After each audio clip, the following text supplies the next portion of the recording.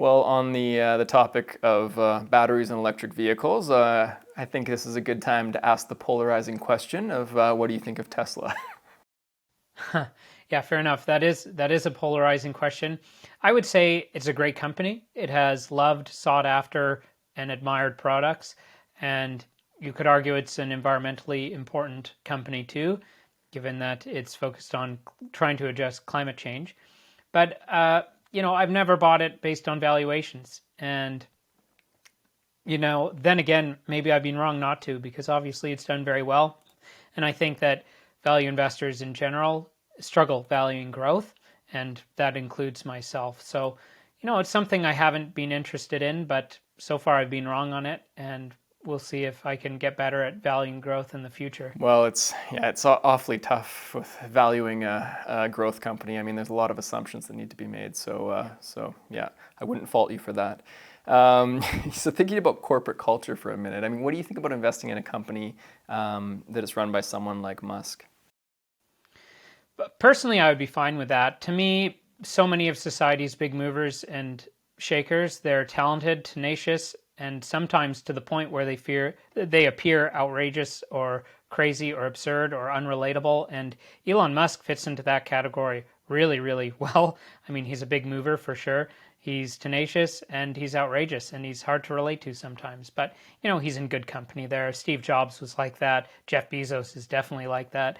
Winston Churchill was like that. And then people outside of politics and investing are like that too. Like, Tiger Woods is kind of like that. Mike Tyson is definitely like that. Michael Jackson. So, I think being a little outrageous and being a big mover and shaker, I sometimes think it just goes with the territory being a little bonkers. And as a result, I wouldn't personally mind. I'd be fine with it. Good.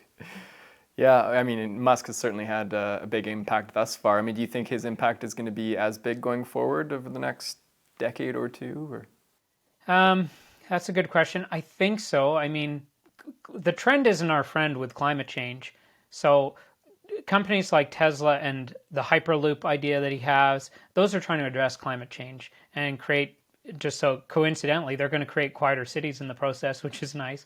But yeah, so climate change could screw things up. So I think because of that, I think he'll have a big impact in the decades ahead. And then if you think of SpaceX, that could be a much bigger impact longer term as well. I mean, it's hard to think of something more ambitious than colonizing Mars. And it's also important if you think eventually, if we don't get off this rock we call Earth, everything is going to die. And I don't mean like just you and me and all the humans, but I mean everything. All plants, all animals, everything will die. So, given that, it's probably important to try to get off the Earth. So, yeah, he could have a big impact there.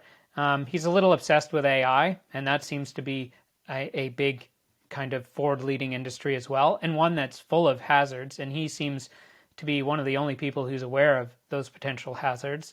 And then, cryptocurrency, who knows what the future will hold there, but he's obviously into that as well. And I'm skeptical about how crypto will shake out and work. But I also admire those who are trying to take away the monopolistic power of central bankers in determining what currencies people use to conduct commerce and trade. So, yeah, I think he'll have a big impact. He'll be up there with probably the like of Edison. And if Mars is successful, if they colonize Mars, he'll be like Christopher Columbus or something crazy like that. yeah, he certainly has his hands in a lot of different pots, that's for sure. So still not interested in Tesla after all that? Uh, I would say no, just because of the price. But again, I can't value growth that well, or I've proved to myself I can't. But at the same time, I mean, Amazon had a really rough patch in the early 2000s, and it's possible to see a future where that happens to Tesla as well. So, yeah, I don't know whether I'll buy it, but if I do, you'll be the first to know. I'll tell you, and you can laugh at me if you want, and we'll see how it goes. Perfect, sounds good. So, I mean, I guess I've got to ask then. I mean, what is it? It's a 800 billion valuation versus Ford, GM, that sort of thing in a $50 billion range. I mean, would you ever consider shorting it, or is it just too hard?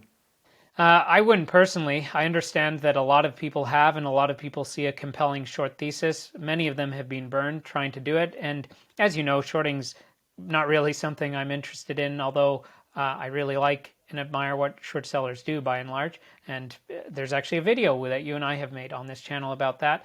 So as it stands right now, and has it stood since Tesla was a publicly traded company, it's something I have never thought of shorting and something I've never really considered going long either.